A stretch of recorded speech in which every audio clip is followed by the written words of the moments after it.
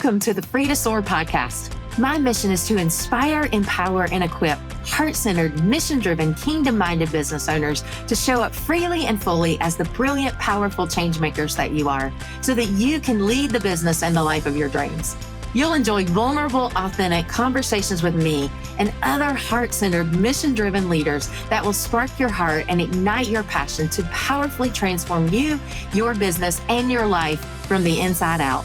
Your next level of impact and income is about unleashing the fullness of you, reprogramming your limiting beliefs and patterns, tapping into and trusting your inner wisdom, and harnessing God's power within you so that you can unlock new possibilities in your business and your life. And this show brings it to you. Step with me into a God-powered reality wilder than your wildest dreams, with freedom, impact, abundance, and enjoyment that you were created for. Let's go. On our last couple of podcasts, we've been talking about how to take your relationship with money to the next level by updating our nervous system set point so that experiencing abundance becomes automatic. And I want to continue in this discussion and share more with you today from a different perspective. If you haven't already listened to the previous two episodes to understand why and how we get stuck in these nervous system set points and why we can't expand beyond the level of abundance and receptivity that we're used to until we learn to recondition our nervous system and upgrade our set point, then go back and listen to those, because they are hopefully eye-opening and will really expand your awareness of why your nervous system is so important. So since I've done the somatic work to heal my nervous system, I realized that there is a misunderstanding of the way that we're wired to say that you can just change your thoughts and then that will change your reality. And thoughts are an important piece, but that's leaving out a massive piece of the puzzle. And that massive piece of the puzzle is the nervous system. And so go back and listen to those two episodes to understand how we get stuck in these nervous system standpoints and why we can't expand beyond the level of abundance and receptivity that we're used to. That's normal for us. That is our familiar place, until we can learn to recondition our nervous system and upgrade into that new set point, expand our awareness to be able to create, to receive more. So let's do a quick recap of the nervous system. So our nervous system gathers information. It stores it away, stores that information about what is a threat to us in the world. Our brain is really good at survival. Our nervous system is trying to keep us safe, and it's basically trying to keep us surviving all the time. And those experiences that we have, the nervous system imprints, the body memories then that happen from the experiences, the things that we store in our bodies, that information that it stores away about what is scary, what is threatening, what is not safe, then create our emotions. And our emotions are a direct result of our nervous system and how it stores things, those experiences. Our nervous system includes the vagus nerve, the central channel, our brain, and all the nerve endings all around our entire body. So it's a huge system. Information travels from our brain to our bodies and from our bodies to our brain. 80% of the information is going from our body to our brain. So 80% of the communication that we have is body to brain. 20% of the communication is brain to body. So do you see why only trying to change your thoughts and focusing on your conscious mindset as your starting point for transformation is leaving out 80% of what's available in terms of updating our entire system to help us live our most expansive lives? You see that? It's a problem, which is why I'm educating you about the nervous system, because I really want people to understand if they're focused only on your conscious, logical mindset alone, you're missing out on at least 80% of your transformational capacity. So what we know is that nervous system imprints do create our emotional experience. So our nervous system leads to our emotions. I said that just a few minutes ago, but I'll say it again because it's really important that we understand that. Our emotions are an entire psychological cocktail of sensation that lives in our body. They are chemical messengers. It's a physiological sensation cocktail that lives in our body. Our emotions are. So our nervous system is very intimately linked with our emotions.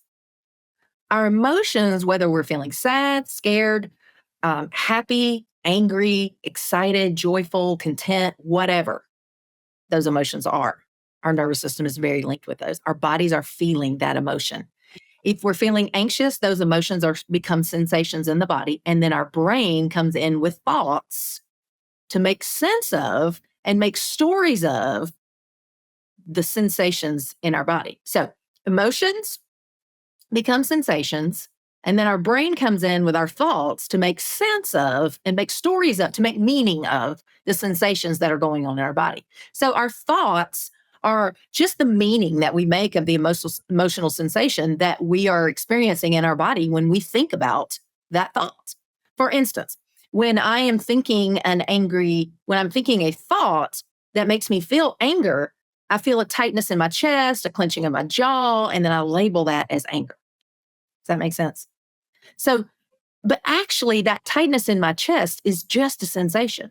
And then my brain comes in and labels it as anger because it's a collection of sensation that I've experienced before around a particular trigger. It's an experience that triggers usually something I experienced in my past. It's very frequent that when we're having a big emotion, a big feeling, it's related to the current content that we're experiencing in our lives, but it's exacerbated by something from our past because it reminds us it reminds our nervous system of something it's experienced before. And our nervous system then goes into alert and says, hey, this is a threat. This is scary. This is not safe. You need to respond accordingly. So our nervous system sends out a physiological cocktail of sensation, which we then label as an emotion. And then we create meaning out of that emotion. And that's where our thoughts come from. And I want you to get this. Our ability to create lives that we dream of is dependent upon what our nervous system feels is safe, and feels is available to us. And that is going to be dependent on our past experience or our ability to update our nervous system to be able to feel something different, to be able to feel safe around this new thing that we want. So our ability to create lives we dream of is dependent upon what our nervous system allows as safe and available to us. And that's going to be dependent on what we're used to experiencing and our ability to update and expand into more, be able to tolerate more. So we have absolute nervous system set points, which lead to emotional experiences and lead to thoughts and beliefs, which lead to, of course, our behavior. And we make decisions and we act based on all of those things. And then, of course, our thinking and our behavior create our results. But what's really important to know about the nervous system is that we update our nervous system set point through signaling to our bodies that we are safe. We have to signal to our bodies that what has felt threatening in the past, actually, we have to learn to get safe and familiar with the things that have felt unfamiliar and threatening in the past. Because sometimes they're just new experiences, or sometimes they're surrounded by experiences we've had in the past where we've had bad experiences. So there's a few layers here, and this is something that we practice and that we have community around and have group behavior and understanding around, which helps it to become automatic through mirror neurons and co-regulation. This is something we practice in my one-on-one and my group coaching programs. And so if you're interested in that, we can talk more about that. Just reach out. But what I want to talk about now is how do we then update our nervous system set points? What's important to know about this is our nervous system has what's called a range of regulation or capacity. And I talked more about this in our last podcast. It's our range of capacity or our range of regulation is our ability to respond to what life is bringing to us. We're engaged consciously in a response. as opposed to in an unconscious reaction. So, our range of capacity is our ability to experience life and stay regulated. So, I'm going to say that again.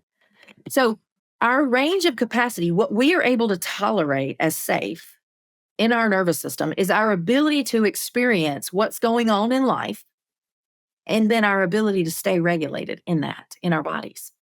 And what does regulated mean? Regulated means that our bodies feel safe. So um, if we want to update our nervous system, we've got to learn how to signal to our body that we're safe. So when we're experiencing something in the world, or we're experiencing a trigger or something in the past that has sent us out of our range of regulation or our range of capacity, in other words, it has not felt safe. We do not feel safe in this. This feels uncomfortable. This feels unfamiliar. This feels like threatening. This doesn't feel safe for some reason. When we're experiencing something in the world, or we're experiencing a trigger, something in the past that has sent us out of that regulation or that range of capacity, we have to be able to teach our body what it feels like to feel safe in those situations in the future in order to be able to increase our range of capacity, expand our range of capacity. When we find ourselves basically feeling unsafe and feeling out of control in our physiology or in our behavior, we are dysregulated. And so many things that the personal development world tells us that we can overcome with simply changing our mindset consciously, we just can't. The whole name of the game is to learn to signal safety when we are dysregulated. When your body doesn't feel safe, you got to teach it how to feel safe.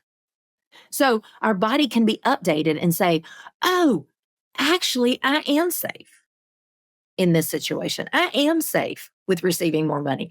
It does feel safe to me. It is a safe thing for me to expand my impact. It is safe for me to make $10,000 months. It is safe for me to make $500,000 a year.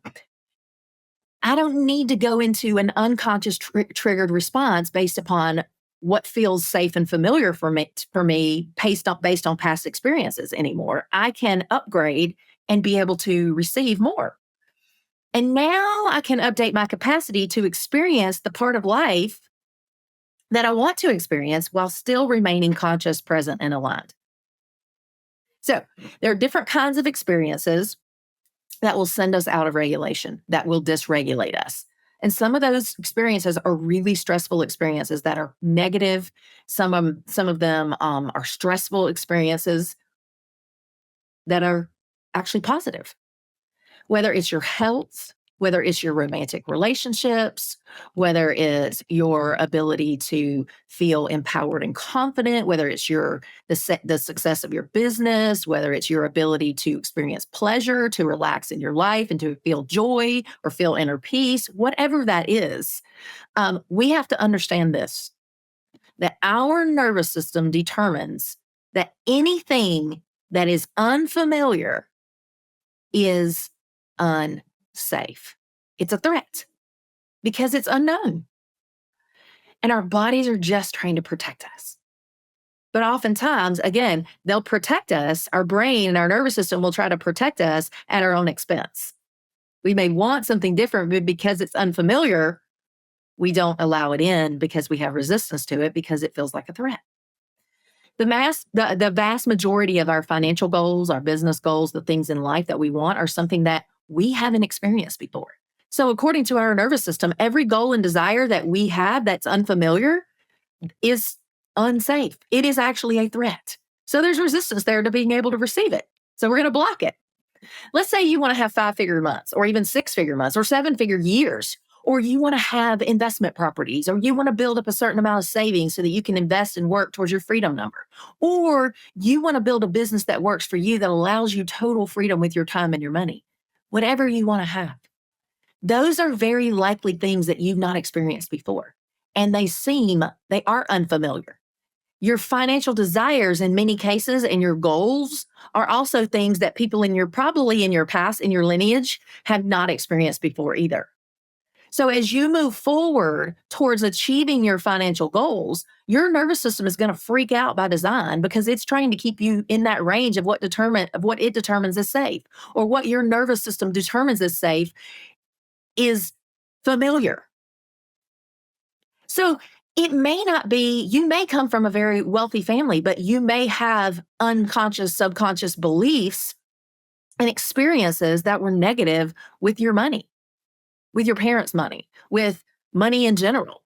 And so you're going to have resistance to receiving that money. It's not going to feel safe. You're going to have all kinds of messages deep inside, and your body is going to store information that lets you know that this isn't good. This isn't safe. So no matter how much you want it, consciously, you're going to block it unconsciously. And when your body experiences it unsafe, your nervous system is going to be on high alert against that coming into your life.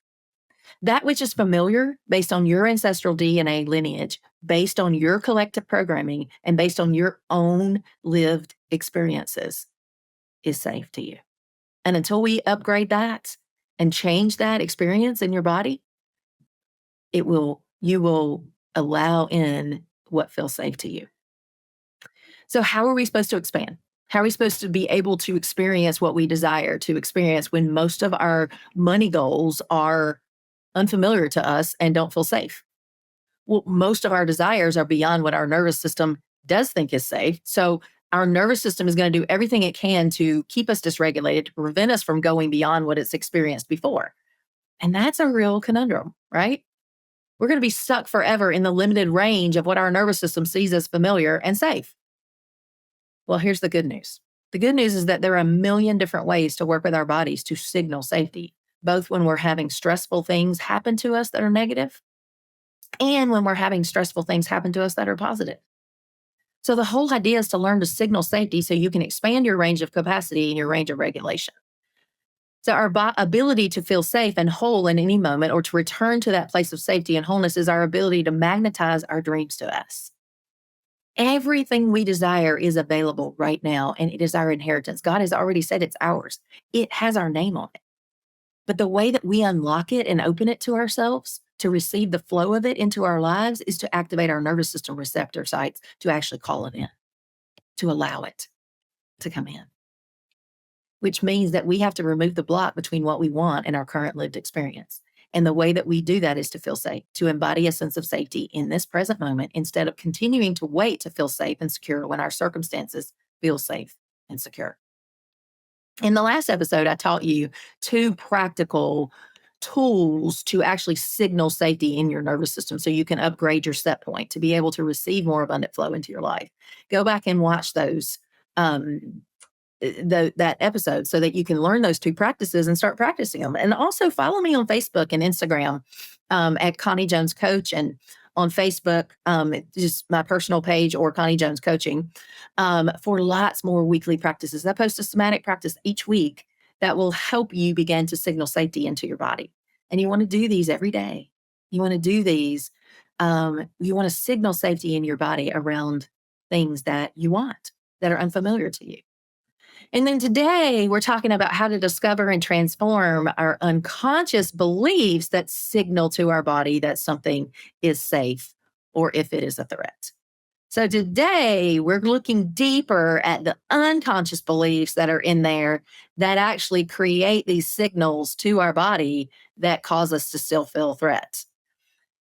And we're going to, by recognizing these deepest unconscious beliefs, we can determine where our mind, and therefore the energy in our body via our nervous system, is in resistance to us being able to attract and receive what we want most. And I'll explain what I mean in just a minute. But first, let me say this. Here are some things to know about unconscious beliefs. Our unconscious beliefs originate from childhood and include ideas like not being worthy of love, not being successful, life is a struggle, I'm not enough, I'm not worthy of having more. Unconscious beliefs can limit a person's ability to be present and make choices. They can also lead to self-defeating thoughts, anger, and compulsive behaviors. When we have unconscious beliefs, in our unconscious brain that conflict with our conscious beliefs, the unconscious beliefs take precedence every single time. Our unconscious brain runs 95% of our lives. Our conscious brain runs, or our conscious um, beliefs run 5% of our life. So our unconscious beliefs have a whole lot of power. And those unconscious beliefs may have served a purpose when they were formed, but many of them are now updated or outdated and oversimplified. The conscious mind stores a lifetime of memories, experiences, thoughts, feelings, and perceptions that we have forgotten all about. We're not even aware of these things. They're going on like I'm showing my age here, like the ticker on the Weather Channel, like the ticker. That's going along in our brain, these messages, and they are driving us. They're running us. They're signaling to our body what feels safe and what doesn't, what's available to us, what's not, what we're worthy of, what we're not worthy of. And it can include repressed feelings, hidden memories, habits, and reactions that we have that are very embedded in our brain. Our unconscious beliefs are responsible for a phenomenon that is called the existential kink. And the existential kink comes from writer and teacher Carolyn Elliott in her book called Existential Kink, where she explains that we all have negative patterns that we see playing out again and again in our lives. But have you ever considered that you may have a love-hate relationship with those same patterns that are running over and over and over in your life? You know those patterns because they're familiar, so therefore they feel safe. So that gives you a sense of familiarity and it feels safer to your body, but they're not the patterns that we want to keep happening for us. Carolyn argues that the negative patterns in our lives are manifestations of what we actually unconsciously desire that we don't even know.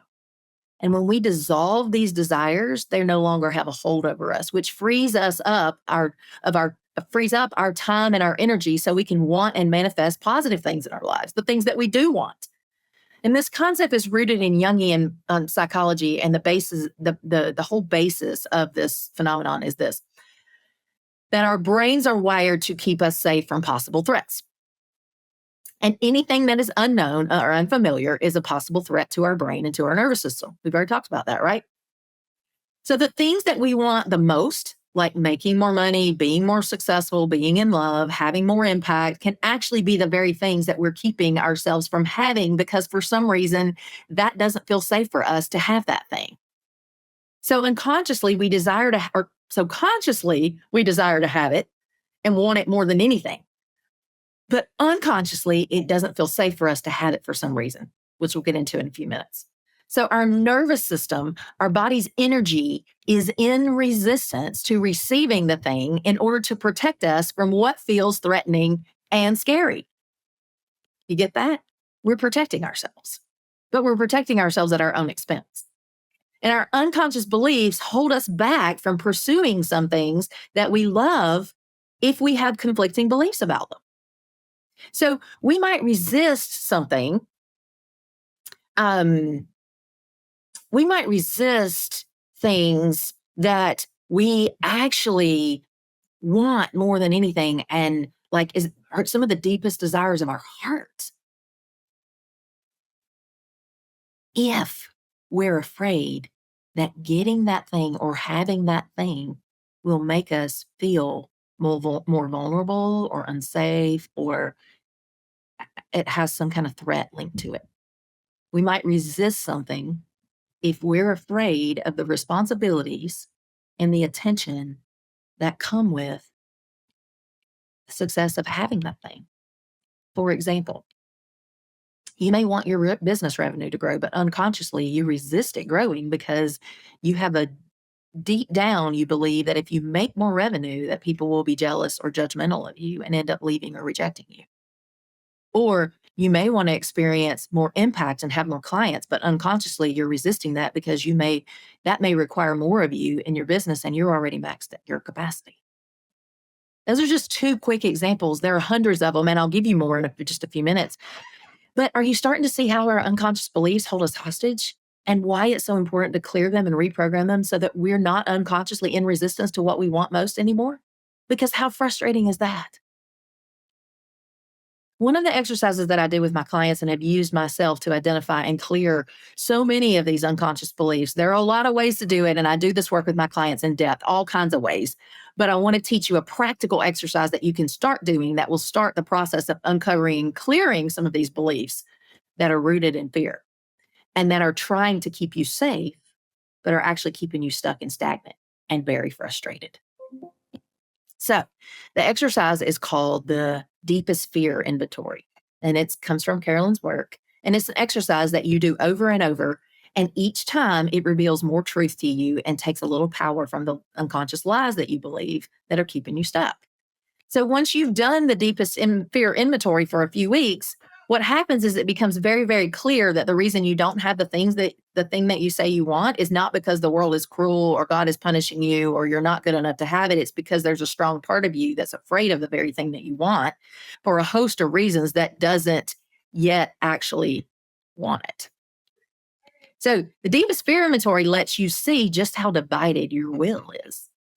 And that's great. You have to see the division clearly before you can heal it. And something very interesting about about the deepest fear inventory is how boring fear actually gets when you start to expose it. The same old things keep coming up over and over and over, and it thinks it's protecting you and it thinks it's keeping you safe, but it's keeping you stuck in the same old that actually is just the most boring thing in the whole wide world. But we have to expose it first and then get bored of living it before we're ready to change it. So you do this deepest fear inventory every single day for some weeks on any subject, any topic surrounding a belief. You find something that you want, a desire. And you find yourself writing down the same fears again and again and again, like I said. And eventually these fears do get so boring that they just become nonsensical and you just are willing to let go of them because they're no longer interesting at all. In this way, the deepest fear inventory is like scraping off layers of rotting old paint, bringing your dark, deep, secret fears out of your subconscious or unconscious so you can consciously get bored of them and let them go. And this process can feel a little monotonous, but once you scrape that layer off and it's off, and that set of fears doesn't have power over you anymore, then you're free. You're free to accept and receive so much more than you ever were without the same resistance to having it. Here are the instructions for the deepest fear inventory. You're going to write at the top of a sheet of paper. And yes, it's important that you write on a sheet of paper rather than on your computer because you're going to tear this paper up into little bits, okay, when you're done, because you don't need it anymore. You're going to get rid of it. And it goes like this. You write this out on your piece of paper. You say, Dear God, or universe, or however you like to address divinity. You're going to say, Dear God, I absolutely refuse to have or receive or allow blank. And then you're going to fill in the blank with whatever desire you have. For instance, I absolutely refuse to receive or to have, to enjoy um, uh, a six-figure year in my business. Because, here's the next part, because I have a deep fear that blank, blank, blank, or dot, dot, dot. And then you're going to rapidly write out at least 20 fears that are associated with your resentment and refusal of the thing that you claim to want. So you're going to, I'm going to tell you, you're going to conclude with a little prayer requesting the removal of these fears. So let me go over that again. You're going to write out, Dear God or universe, however you like to address God, I absolutely refuse to have, receive, or allow blank, and write out that thing that you want.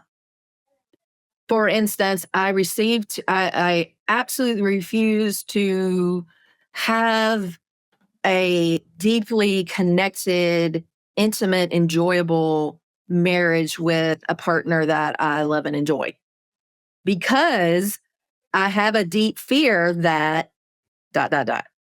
And then you're going to rapidly write out 20 fears associated with your resentment and refusal of the thing that you really want.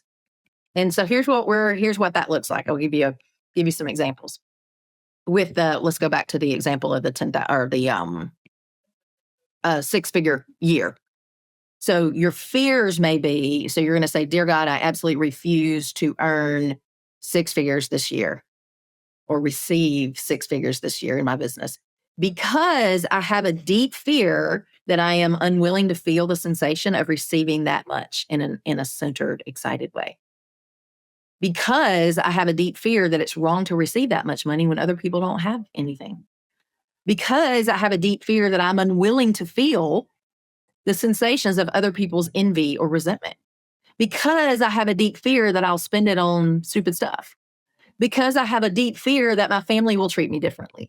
Because I have a deep fear that if I'm rich, I won't have a right to be upset about anything or to pout about anything anymore. Because I have a deep fear that I already don't have a right to pout about anything, yet still I do. Because I have a deep fear that receiving that much value would threaten my story about myself and that I don't feel worthy of that. Because I have a deep fear that I don't know who I am without my story. Because I have a deep fear that that might grow me too much and that's scary to me. Because I have a deep fear that I'm unwilling to feel the sensations of growth and change.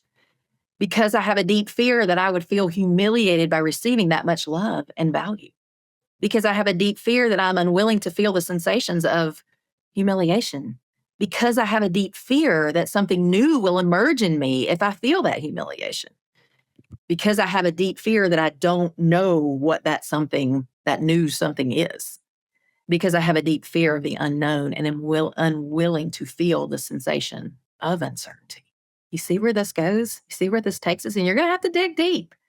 But if you do this every day, then you will begin to uncover some of these things and what's true in your unconscious will really start to come up.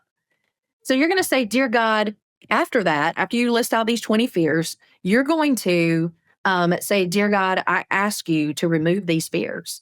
And I pray only for knowledge of your will for me and the power to carry it out. I'll say that again. Dear God, I ask you to remove these fears. And I pray only for your knowledge of your will for me and the power to carry it out. So that's the practice. The other thing that I want you to do with this, there's a couple of other little pieces to this, and I know this is a lot, but it's such a great exercise, and it uncovers so much underneath. But after you've written out your deepest fear inventory, I want you to read it aloud to another person, or maybe just read it out loud to yourself, and just say, have that other person or you say, thank you for your honesty. And then you say, thank you for listening. And then you rip up that paper into little pieces and you throw it away. Don't hold on to it to refer to later. Just rip up the fears. And when you do, you're banishing them. And if you notice that your fears include worries about what other people might do, be sure to turn that around in your inventory so that you phrase it as your unwillingness to feel in the sensation of other people doing that thing to you. Don't make it about other people. Make it about, turn it around so that you phrase it as your unwillingness to feel is, I am unwilling to feel the sensation of other people doing that to me. Or, for instance, because I have a deep fear that other people will be jealous of me, or I have a deep fear that I'm unwilling to feel the sensation of other people being jealous of me. See what I'm saying? Because it's looking at your internal blocks, your unwillingness, your refusals, not what other people are doing to you. It's about where your locus of control is. So there's the practice. Here's another one. Dear God, I hate and resent, or I absolutely refuse to receive wealth easily and effortlessly because I have a deep fear that I find the hustle more exciting. Because I have a deep fear that I don't really deserve it, because I have a deep fear that wealth has something to do with my worthiness, because I have a deep fear that my old friends will resent me and envy me, and if I'm wealthy, because I have a deep fear that my ego will be unimportant if I receive easily and effortlessly, because I have a deep fear that I'll get a sense of importance and superiority and arrogance, because I have a deep fear that I'll lose touch with um, my sense of gratitude and service and serving people, because I have a deep fear that then I'll be complacent. You see where this goes? So again, write these out several times And you can write multiple inventories around one topic, or you can write multiple inventories around multiple topics. The more you do it, the more you uncover, the better, the more you release. But I love doing the deepest inventory because it helps make those unconscious fears conscious, and so that they can be released. Because when our psyche is all mucked up with these unconscious fears, we can't be fully present for our purpose or for our loved ones, right? And so I want you to give this a try, and do it for several weeks. Stay with it. Stay with uncovering these unconscious fears and begin to see how boring they get, see what comes up, and see how it's time to start releasing them because they're keeping you stuck. They're keeping you stunted and stagnant and in struggle when you weren't made to be that way, when there's so much more there for you. Our ego fears what feels different. It feels opening up to new because it feels threatening. And oftentimes we are afraid that the happier we are, the more we have, the more wonderful we feel, the more awesomeness we accomplish, we're going to feel alienated or separate or apart from the whole or rejected or not enough or not, whatever. And that's what we're protecting ourselves from. But it reminds me, and I'm going to close with this, of the quote by Marianne Williamson that says, "Our deepest fear is not that we're inadequate. Our deepest fear is that we are powerful beyond measure. And it is our light, not our darkness, that most frightens us." We ask ourselves, who am I to be brilliant, gorgeous, talented, and fabulous? Well, actually, who are you not to be? You're a child of God, and your playing small doesn't serve the world. There's nothing enlightened about shrinking so that other people won't feel insecure around you.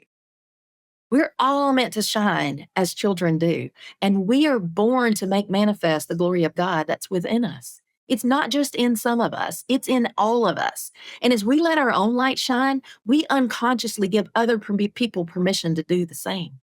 And as we're liberated from our own fear, our presence automatically liberates others. It's time to stop playing small. It's time to stop shrinking. It's time to stop stagnating and stop staying stuck in what's serving you to stay safe and comfortable and making your nervous system feel safe, but not allowing you to thrive, to grow, to expand, to soar in business and life.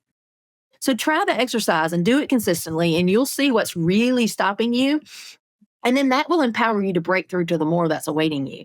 And if you're ready to dive into this work, I'd love to guide you through your own healing and reconditioning your unconscious fears and other limiting beliefs and your nervous system so you can experience the fullness, freedom, and joy and the abundance that you were created for in every area of your life and business.